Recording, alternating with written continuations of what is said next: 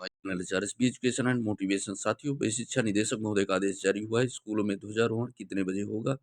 गणतंत्र दिवस समारोह 26 जनवरी मनाए जाने के संबंध में कौन कौन से कार्यक्रम होंगे आयोजित, ये संपूर्ण जानकारी इस आदेश पर आपको अवगत कराई जाएगी। प्रेषक मुख्य सचिव महोदय उत्तर प्रदेश शासन सेवा में समस्त जिलाधिकारी उत्तर प्रदेश 21 जनवरी 2025 का यह आदेश है। विषय गणतंत्र दिवस समारोह 26 जनवरी 2025 को गरिमापूर्ण ढंग से मनाए जाने के संबंध में महोदय, उपरोक्त विषय पर मुझे यह कहने का निर्देश हुआ है कि हमारे देश में गौरवशाली इतिहास, स्वतंत्रता संग्राम सेनानियों के त्याग और बलिदान तथा पूर्ण गणतंत्र बनाने की याद दिलाने वाला 76वां गणतंत्र दिवस समारोह परंपरागत रूप से सादगी परंतु आकर्षक ढंग से मनाया जाएगा। समारोह की व्यवस्था हेतु एक परामर्शदाता समिति गठित कर ली जाए, जिसमें स्वतंत्रता संग्राम सेनानियों, शहीदों के परिजनों, विभिन्न सामाजिक संगठनों एवं राजनीतिक दलों, सरकारी विभागों, शैक्षिक संस्थाओं, जिला सैनिक कल्याण कार्यालय आदि के प्रतिनिधियों को शामिल किया जाए। गणतंत्र दिवस समारोह 2025 के संबंध में आपकी सुविधा के लिए कार्यक्रम की रूपरेखा नीचे दी जा रही है। यदि आवश्यक समझे तो व्यवहारिक स्तर पर सुविधा अनुसार यथोचित परिवर्तन किया जा सकता है। प्रातःकाल 8:30 बजे सरकारी भवनों पर ध्वजारोहण तथा अभिवादन हो और इस अवसर पर राष्ट्रगान के साथ संविधान में उल्लिखित संकल्पों के स्मरण की व्यवस्था की जाए। शिक्षण संस्थाओं में राष्ट्रध्वज प्रातः 10 बजे फहराया जाए। इस अवसर पर राष्ट्रीय एकता, अखंडता, धर्मनिरपेक्षता और सांप्रदायिक सौहार्द की भावना को मजबूत बनाने पर बल दिया जाए। समस्त शिक्षण संस्थाओं में इस अवसर पर ऐसे कार्यक्रमों का आयोजन किया जाए जिनमें राष्ट्रगान, जनगण मन का सामूहिक गायन भी सम्मिलित हो। विद्यार्थियों को संक्षेप में स्वतंत्रता संग्राम का इतिहास बताया जाए और सशस्त्र सैन्य बलों के बलिदान को नमन करते हुए देशभक्तों के जीवन के प्रेरक प्रसंगों की चर्चा की जाए, जिससे राष्ट्रीय चेतना विकसित हो। नाटक, विचार विमर्श, गोष्ठी तथा निबंध लेखन की प्रतियोगिताओं की भी यथासंभव आयोजित कराई जाए। इस संबंध में शिक्षा निदेशक यथोचित आदेश अलग से जारी करेंगे। ध्वजारोहण कार्यक्रम के तुरंत बाद पुलिस परेड की जाए तथा पुलिस बैंड के आधार पर कार्यक्रम भी आयोजित किए जाएं। परेड की सलामी वहां उपस्थित केंद्रीय प्रदेश सरकार के माननीय मंत्रीगण द्वारा ली जाए। यदि वे उपस्थित न हो तो परेड की सलामी मंडलायुक्त, जिलाधिकारी लेंगे।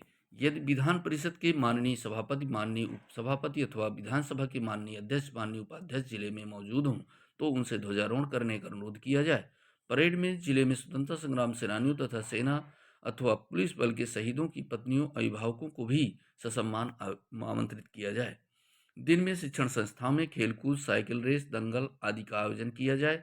इस संबंध में खेल विभाग द्वारा जारी किए गए आदेशों के अनुसार कार्यवाही की जाए।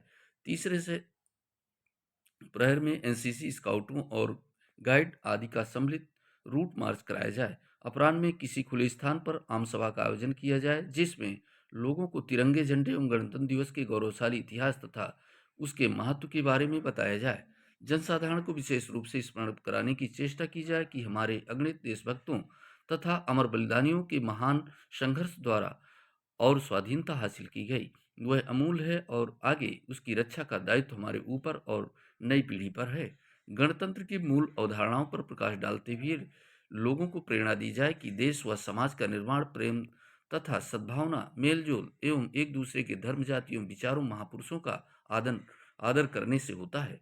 गणतंत्र दिवस समारोह में स्थानीय स्वाधीनता संग्राम सेनानियों, सशस्त्र सेना, पैरामिलिट्री बल, सशस्त्र पुलिस बल के पुरस्कृत वीरों, शहीदों के आश्रितों एवं अन्य राष्ट्रीय सम्मान से सम्मानित महानुभावों को माननीय जनप्रतिनिधियों द्वारा सम्मानित किया जाए। लोकसभा, राज्यसभा के माननीय सदस्य अथवा विधान परिषद, विधानसभा के माननीय सदस्य को बुलाया जाना संभव हो तो उन्हें अवश्य आदरपूर्वक आमंत्रित किया जाए। बढ़ते हुए प्रदूषण तथा बढ़ती जनसंख्या से हमारी विकास यात्रा प्रभावित हो रही है। सुखी भविष्य के लिए स्वच्छ पर्यावरण तथा सीमित परिवार की आवश्यकता को रेखांकित किया जाए। जनसाधारण और जनसभाओं तथा गोष्ठियों द्वारा यह समझाने का प्रयास किया जाए कि राजनीतिक स्वाधीनता के बाद आर्थिक स्वाधीनता तथा सामाजिक बराबरी के लिए अनेक कदम उठाने हैं। इस दिशा में शासन द्वारा किए जा रहे कार्यों के बारे में जनमानस को अवगत कराया जाए। राज्य सरकार के विकास कार्यक्रमों के विकास में विषय में जनमानस को अवगत कराते हुए उन्हें अपेक्षित योगदान के लिए प्रेरित किया जाए। साथ ही बेहतर वातावरण पैदा करके स्वच्छ प्रशासन देने के प्रयासों से आम जनता को अवगत कराया जाए।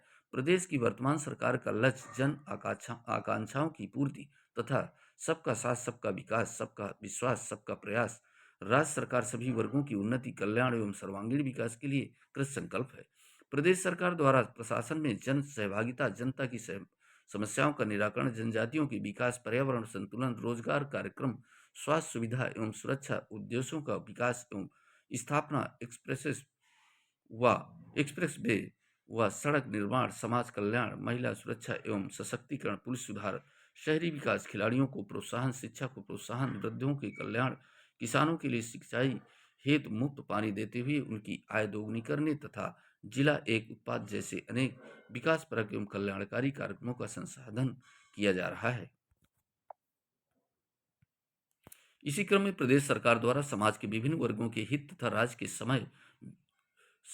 समग्र विकास के लिए संचालित महत्वपूर्ण योजनाओं एवं कार्यक्रमों जिनका संलग्न परिशिष्ट में उल्लिखित किया गया है, के संबंध में जन समस्याओं सभाओं में जनसाधारण को अवगत कराया जाए।